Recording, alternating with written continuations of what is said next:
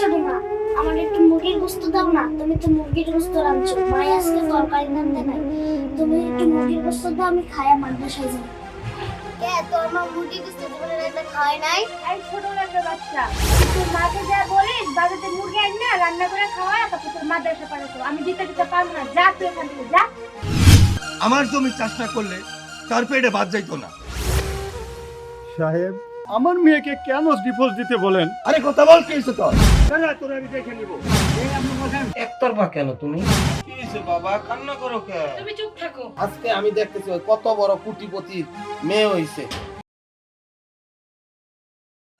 আরে মুক্তা, তুই কান্না করিস কে? তোর কি হয়েছে? আরে কথা বল, কি হয়েছে তোর? আমি তোর কাছে আসছি না, তোর কি সমস্যাটা কি তুই আমার কাছে বল। ভাই আমি তোমায় কি বলবো, তুমি আমার ছোটবেলা থেকে আমার কোলে পিঠে করে মানুষ করছো, আমার কোনো আবদার অপূর্ণতা রাখো নাই। ওই ছোট লোকের বাচ্চা হয় থাকবো, নয় আমি থাকবো ওই বাড়িতে। আরে এই কথা, আমি হলাম কোটিপতি, তুই কোটিপতির একমাত্র বোন, তুই এটা নিয়ে কোনো টেনশনই করিস না। ফুকনির বাচ্চা সুমনের কথা বলছিস? আরে সুমন তো আমার বাড়িতে টিউশনি করতো, তোরা পড়ায় মোড়ায় তোরা বিয়ে করছে। আরে তোর ফুকনের কথা বলতেছ? ওর বাবা তো সারা বছর আমার জমিতে চাষবাস করতো, আমার জমি চাষ না করলে ওর পেটে ভাত যাইতো না। তারা মজা দেখাইতেছিস, ফুকনির বাচ্চা কথা বলছিস? হ্যাঁ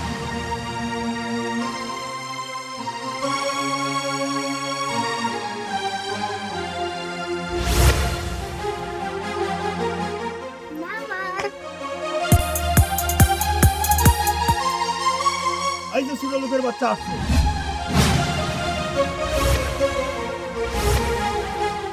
তোরা আমি দেখে নিব।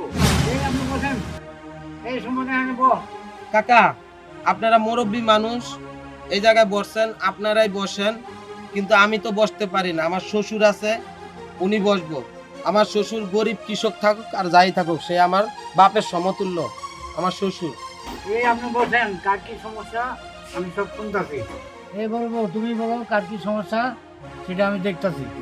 আপনি ঘটনা তাহলে শুনেন। তুমি পারো না।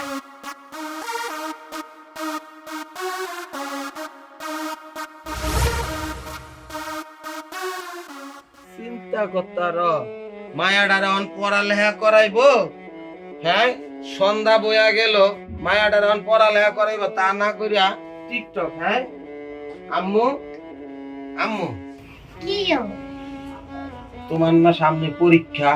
হ্যাঁ, পরীক্ষা আমার দিতে কাছে কি? আসো, এদিকে আসো, এদিকে আসো, কি? এখানে বসো, এখানে বসো। আমি কি বলি শোনো, পড়ালেখা করতে হবে, বিনোদনও করতে হবে, তাই না? টিকটক মানুষ করে, এখনকার সবাই করে কম বেশ, তাই বলে কি পড়াশোনার সময়? আমি পড়াশোনা করেই বসেছি। এই যে মিথ্যা কথা বললা, না, পড়াশোনা তো তুমি করো নাই। মামাকে জিগাও। সত্যি? সত্যি। হ্যাঁ, ওই কি পড়ালেখা করছে আজকে? হ্যাঁ, কেমনে পড়ালেখাটা করলো? এখন সন্ধ্যা, তাই না? এখনই পড়ার সময়, তা না কইরা মেয়েরে পড়াইতে না বসে তুমি ওরে নিয়ে সুন্দর তো টিকটক। তোমার সমস্যাটা কি? আমার সমস্যা কি মানে? তোমার সমস্যাটা কি? না, আমার সমস্যা কি মানে? ওই কি এটা অমানুষ করে হইব? কি হয়? আবার কথা বলো।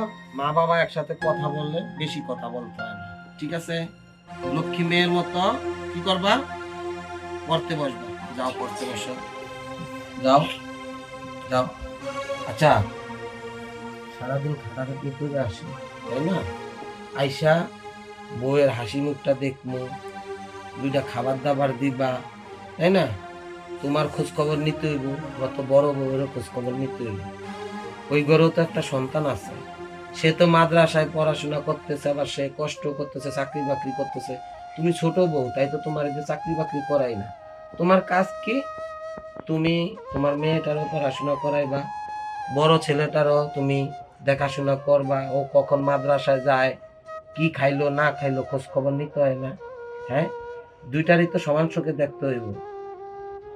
ওইটাও তোমার ছেলে, এটাও তোমার মেয়ে, দুইটাই তো সন্তান আমাদের।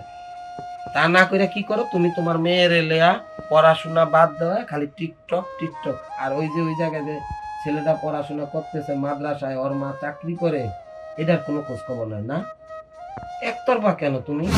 মানে তুমি তোমার বড় বউ নিয়ে থাকো, যাও। তুমি তোমার বড় বউ নিয়ে থাকো, তুমি বড় বউ আর তোমার বাচ্চা নিয়ে থাকো, যাও। বাচ্চা বাচ্চা নিয়ে বড় বউ নিয়ে থাকো, এটা আমার মেয়ে না, তুমি আমার বউ না। না আমাদের দেখা লাগবে না। শুনো, তোমার মতো আমি দুই চোখ করতে পারি না, আমি দুইজনই সমানভাবে দেখি। আর সব সময় তোমার ভাই বড় লোক একটা ভাব দেখা, কোটিপতির বোন দেখা, ও কি মানুষ না? ও কি আমি শুধু ফকিন্নি না যে ফকিন্নির মতো থাকবো। যাও তুমি ফকিন্নি বউ নিয়ে। ও, ওর জন্যই তুমি আজকে এই ঘরে আসতে পারছো। ও যদি না মানতো তুমি এই সংসারে ঢুকতে পারতা না, এটাও মনে করে রাখো। গরিবের মায়া হইলে কি গো, মনটা অনেক বড়। দেখো তো আমার লক্ষ্মী বাবা তোমাকে কেমন দেখা যাচ্ছে। অনেক সুন্দর দেখা যাচ্ছে। মা তুমি কত ভালো, আমাকে মাদ্রাসায় পাঠাও, নামাজ পড়তে যেতে দাও, কিন্তু ছোট মা কেমন সারাদিন বোনটাকে নিয়ে টিকটক করে, আবার নিজেও টিকটক করে। আচ্ছা বাবা শোনো, ওটা তো তোমার ছোট মা। তোমার মা টিকটক করুক বা তুমি যাই করুক, ওটা তো তোমার মা। আমাকে যেমন তুমি ভালোবাসো, তোমার ছোট মাকেও তুমি সেরকম ভালোবাসবা। আমি যদি মারা যাই, তারপরে তোমার ছোট মা তোমাকে দেখবে, তুমি ওইভাবে আমার মতো তোমার ছোট মাকে তুমি ভালোবাসবে। হ্যাঁ মা তুমি ঠিক বলছো। এবার আমার লক্ষ্মী মায়ের মতো আমায় ভাত দাও, আমি খেয়ে মাদ্রাসায় চলে যাই। আচ্ছা বাবা তুমি বসো, আমি তোমার জন্য ভাত নিয়ে আসতেছি। আচ্ছা বাবা, আজকে তুমি কাঁচামরিচ আর পান্তা ভাত খেয়ে মাদ্রাসায় যাও। তোমার বাবা বাজার আনলে তোমাকে আমি তরকারি রান্না করে ভাত দিব। কিন্তু মা কেন, ছোট মা তো আজকে মুরগির গোস্ত আনছে, আমি ছোট মার কাছ থেকে যে মুরগির গোস্ত দিয়ে ভাত আনি। আচ্ছা তাহলে যাও। ছোট মা, ও ছোট মা, আমার একটু মুরগির গোস্ত দাও না, তুমি তো মুরগির গোস্ত রাঁধছো, মাই আজকে তরকারি রাঁধতে নাই, তুমি একটু মুরগির গোস্ত দাও, আমি খায়া মাদ্রাসায় যাই। কে তোর মা মুরগির গোস্ত জীবনে রান্না খায় নাই? এই ছোট লোকের বাচ্চা, তুই মাকে যা বলিস বাজারে মুরগি আন না, রান্না করে খাওয়া, তারপর তোর মাদ্রাসা পাঠাতো। আমি দিতে পারবো না, যা তুই এখান থেকে যা। বাবা তুমি কান্না করো না, তোমার বাবা আসুক, তোমার বাবার আমি সব ভাঙায় বলতেছি। তুমি আজকে এগুলো দিয়ে খাও। তোমার বাবা আসলাম, তোমার বাবার সব বলতেছি, এগুলো দিয়ে খাও বাবা। তোমার বাবা আসলাম, তোমার মুরগি রান্না করে খাওয়াবো। রাব্বিল, রাব্বিল, কি হইছে বাবা, কান্না করো কে? তুমি চুপ থাকো, তুমি আর কোনো কথা বলো না। তোমার ছোট বউয়ের কাছে আমার ছেলে একটু তরকারি চাইতে গেছিল, আজকে বলে মুরগির মাংস রাঁধছে। তোমার ছোট বউ কি করছে তুমি জানো? তোমার ছোট বউ আমার ছেলের তরকারি দেয় নাই তো, আমার ছেলের তুমি তোমার ছোট বউ কান্না করাইছো। কি জন্য কান্না করেছে? আমার কি কোনো কিছু নাই? তুমি কি আনতে পারো না কিছু? রাব্বিল, বাবা আমি বিচার করতে আসি, তুমি কাঁদো না। ও তোমার মা না, মা একটু শাসন করতেই পারে, এজন্য তুমি কান্না করবা? তুমি খাওয়া দাওয়া করে তুমি মাদ্রাসায় যাও, আমি তোমারে ভালো বাজার আইনা খাওয়াইতেছি, ঠিক আছে? ঠিক আছে বাবা।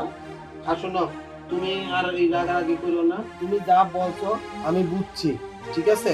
তুমি আর মাদ্রাসায় পাঠিয়ে দাও, তাড়াতাড়ি খাওয়া দাওয়া করে। আজকে আমি দেখতেছি ওই কত বড় কোটিপতির মেয়ে হইছে, ঠিক আছে? ঠিক আছে দেখো বাবা। মেম্বার সাহেব, তাহলে তো ঘটনাটা বুঝলেন আপনি। এই কৃষকের বাচ্চা কৃষক আমার জমি চাষ না করলে তার পেটে ভাত যাইতো না। সাহেব, আমি সাধারণ একজন কৃষক, আপনার জমি চাষ করি, যা ফসল পাই তাতে আমিও পেটের ভাত জোগাই, আপনাকে অর্ধেক দিই। সুমনের সাথে আমার মেয়েকেও বিয়ে দিয়েছি, আপনার বোনকেও দিয়েছেন। এখন আমার মেয়েকে কেন ডিভোর্স দিতে বলেন? আপনার বোন আমার মেয়ে সুমনের হাতে, এখন ডিভোর্স দিবে, কাকে দিবে, কিভাবে কি করবে সেটা সুমন বুঝবে, এবং মেম্বার সাহেব তারা যে সিদ্ধান্ত নেবে আমি সেটা মাথা পেতে নেব। সুমন তুমি এখন কি বলো? আচ্ছা মেম্বার সাহেব, যখন একটা সংসারে দুইটা সতীন থাকে, তারা তো দুইটা বোন হিসাবে থাকতে পারে, এটাই তো নিয়ম না? অন্য কোনো নিয়ম আছে? সে বড় লোকের বোন দেখে সে কাউকেই কোনো পাত্তা দেয় না, কারো কথা শোনে না। এখন আমার কথা একটাই, ওরা মিলামিশা থাকতে পারে, থাকবো, না হলে উনি যদি ওনার বোনকে নিয়ে যেতে চায় নিয়ে যাক, কিন্তু আমি আমার বড় বউকে কখনোই আমি ডিভোর্স দিব না। মেয়েটাকে শাসন তো দূরের কথা, মেয়ের হাতে সবসময় মোবাইল দিয়ে রাখে, এটা কি? এগুলা নিয়ে ডাক দিতে গেলেই তার কাছে আমরা ভালো না। আমার বড় বউ কখনো ওরে আলাদা চোখে দেখে না। এই আমার সবই তো শুনলেন, এখন আপনার বোনকে আমাকে নিয়ে যাবেন না মিলেমিশে করে ছেড়ে যাবেন? আচ্ছা রমজান ভাই, আপনি আমার জমি অনেকদিন ধরে চাষাবাদ করেন, মেম্বার সাহেব শোনেন, আমার ছোট বোন সুমনের কাছে বিয়ে দিছি, কি হয়েছে না হয়েছে আমি সংসারে সবসময় থাকি না, জানি না, দেখি না। এখন আমি অনেকটা ভুল করে ফেলছি, আপনি একটা মুরব্বী মানুষ, আমি রমজান ভাইয়ের কাছেও ভুল করছি। এখন আমার ছোট বোন মুক্তা, তুই মুরব্বী মানুষদের সাথে ভুল করছিস কেন? তুই মাপ চাই নি, তাদের কাছে ক্ষমা চাই নি। আপু আমার ভুল হয়েছে, আমার মাফ করে দাও। আমরা তো দুজন বোনের মতো নেই, এখন তো মিলেমিশে থাকবো। আরে তুই তো আমার ছোট বোনই, তোরা আমি মাফ করে দিছি।